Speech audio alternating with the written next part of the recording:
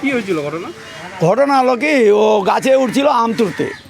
তো আম তুলছে যে, তাহলে আমরা ওদের নিষেধ করছি যে এই ডালে যাবা না, এত পাতলা ডালে অসুবিধা হবে। তারপরে এখানে মঙ্গল আর এরা দুই ভাই এখানে দোকানদারি করছে, এর উপরে আমগুলো পড়ছে। এরাও বলছে যে আমগুলো আমার উপরে পড়ে যাচ্ছে, তুই একবারে দেখবি না।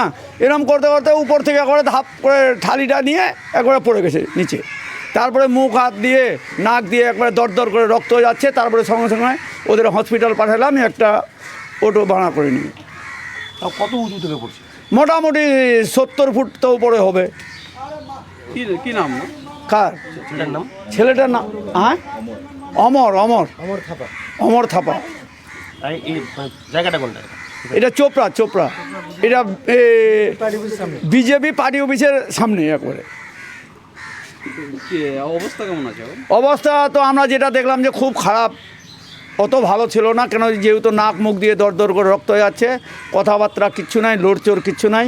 আমি মনে করছি যে হসপিটাল যাওয়া হবে কি না সেটা সম্ভব। না, আপনি বয়স কত হবে? বয়স মানে ধরেন 30-32 এরকম হবে। আপনি এখানে ব্যবসা করেন? হ্যাঁ, আমি এখানে ব্যবসা করি। মানে আপনাদের সামনে হয়েছে? আমার সামনেই হয়েছে।